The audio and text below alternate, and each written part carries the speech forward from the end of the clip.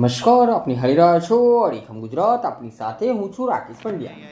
લુણાવાડા સ્થિત infinity school ખાતે તાજેતરમાં ધોરણ 10 અને ધોરણ 12ના વિદ્યાર્થીઓનો ભવ્ય વિદાય સમારંભ યોજાયો હતો. આ કાર્યક્રમ અમદાવાદની બીજે મેડિકલ કોલેજના મેડિસિન વિભાગના વડા અને જાણીતા તબીબ ડૉક્ટર કમલેશભાઈ ઉપાધ્યાયના અધ્યક્ષસ્થાને યોજાયો હતો. કાર્યક્રમની શરૂઆત ખૂબ જ ભવ્ય રીતે કરવામાં આવી હતી. શાળાની વિદ્યાર્થીઓ દ્વારા શિસ્તબદ્ધ પરેડ યોજીને ઉપસ્થિત મહેમાનોને સન્માનપૂર્વક આવકારવામાં આવ્યા હતા. ત્યારબાદ શાળાના ટ્રસ્ટી વૈશાલીબેન દરજી દ્વારા મુખ્ય મહેમાનોનું કુમકુમ તિલક કરી પરંપરાગત રીતે સ્વાગત કરવામાં આવ્યું હતું. વિદ્યાર્થીઓને જીવનના નવા પડાવ માટે માર્ગદર્શન આપતા ડૉક્ટર કમલેશભાઈ ઉપાધ્યાયે પોતાના પ્રેરક ઉદ્બોધનમાં જણાવ્યું હતું કે માત્ર પુસ્તકીય જ્ઞાન કે ટકાવારી જ મહત્વની નથી, પરંતુ એક ઉત્તમ નાગરિક બનવું તે સૌથી મોટી સિદ્ધિ છે.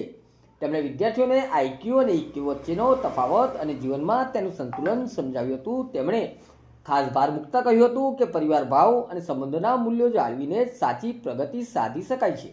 આ સમારોહમાં એક અત્યંત ભાવુક ક્ષણે સર્જાઈ હતી જ્યારે મુખ્ય મહેમાન ડૉક્ટર ઉપાધ્યાય ઇન્ફિનિટી સ્કૂલના ટ્રસ્ટી સંજય દરજીના પિતા અને પોતાના ગુરુ એવા કાંતિલાલ દરજીની વિશેષ ગુરુવંદના કરી હતી અને તેમના ચરણ સ્પર્શ કરી આશીર્વાદ પ્રાપ્ત કર્યા હતા.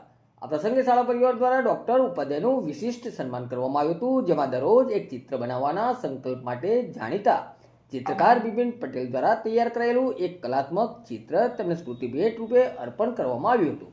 કાર્યક્રમના અંતે ધોરણ 10 અને 12ના વિદ્યાર્થીઓએ પોતાના શાળા જીવનના ખાટા મીઠા સંસ્મરણો વાગોળ્યા હતા અને પ્રતિભાવો રજૂ કર્યા હતા. શાળાના ટ્રસ્ટીગણ, આચાર્ય અને શિક્ષકોએ વિદ્યાર્થીઓને આગામી બોર્ડની પરીક્ષા અને ઉજ્જવળ ભવિષ્ય માટે શુભેચ્છાઓ પાઠવી હતી. નમસ્કાર.